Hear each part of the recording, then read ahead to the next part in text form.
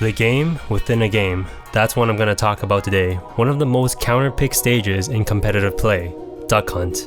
There are plenty of hidden tricks and interesting properties to go over, so let's get to it. First off, the basics. Once the stage starts, round 1 begins. In each round of 10 ducks, 1 or 2 will spawn from a random spot in the grass. The bar at the bottom tells you how far along you are in the round, indicated by flashing ducks which are currently flying around. You can only proceed to the next round if at least 6 out of the 10 ducks are hit in total. A duck takes 1 hit to kill, no matter the damage. If you're facing a projectile-happy opponent, these ducks can be of big help, since they're basically moving shields. Their movement is similar to how the ball moves in Breakout. It's quite predictable and linear. In a round with 1 duck, if you manage to kill it, it'll fall straight down and the dog will collect it. If you don't hit the duck within 8 to 10 seconds, it'll become intangible and fly away, indicated by a pink screen. Shortly followed by a laughing dog rising from the middle and classically mocking your fail. In a round with 2 ducks, if both ducks are killed, the dog will appear where the second duck fell.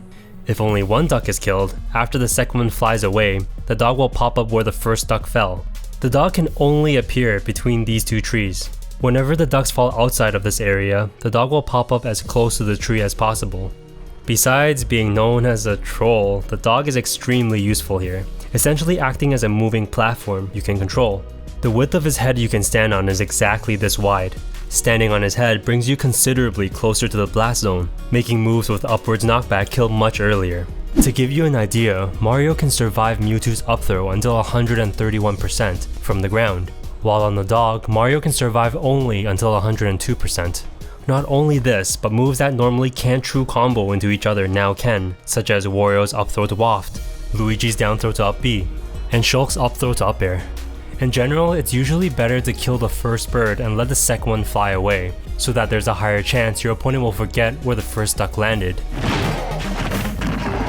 Leaving certain items where the dog will spawn can help you out a lot as well. The water jets from Pac-Man's hydrant can add pressure and push away airborne opponents. Luma can also be carried by the platform, which may catch an unsuspecting opponent off guard. Hitting or throwing your opponent to where the dog is gonna rise can potentially lead into a follow-up if they miss their tech. Not only this, but risky moves which are often hard punished when missed can become safer with the help of the dog. You're raised up so high that most smash attacks won't be able to reach you. However, the opponent might still be able to punish you with an aerial. Besides the dog's head, Duck Hunt has 6 other platforms of varying sizes. The one on the small tree can be useful for edge guarding. If you find someone camping on the bigger tree, you can use the dog's head to boost yourself up for an unexpected ambush. This strategy is actually a necessity for 2 specific characters in the game, Little Mac and Ganondorf, because they cannot reach any of these platforms without using their 2 jumps and up B from the ground. It makes dealing with characters who camp at the very top of the platform extremely hard to deal with. A Little Mac player named Soul has made use of the dog's head to deal with this camping situation before in a tournament match, and it worked out pretty epically. Alright, raise it up! Oh my god! Last but not least, we have the grass patch. Believe it or not, it spawns and stays in a repetitive pattern. The only random factor is the location. It can spawn anywhere on the stage. The first patch will appear exactly 7 seconds into the match. Stay up for 10 seconds, then go down. 11 seconds later, it'll pop up again. Stay up for 10 seconds, then go down. So on and so forth. To sum it up, the duration is 10 seconds up, then 11 seconds down throughout the whole match. Tournament matches will always have a timer.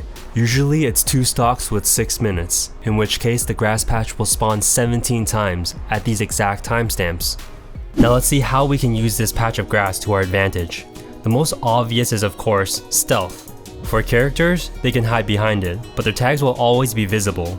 The advantage here is that the opponent won't be able to see what move you're going to throw out, giving them less time or no time to react. Objects on the other hand are completely concealed, turning them into unsuspecting traps for the opponents, like Rob's gyro, Duck Hunt's can, Rosalina's Luma, and more. Well guys, I hope you enjoyed my first stage analysis. Sorry for the lack of uploads in the past month. I've actually been working with an animator on starting a new series for my channel, alongside my tutorials. Can't wait till the first episode, so here's hoping you guys will look forward to it too. With that said, I'll see you guys again soon.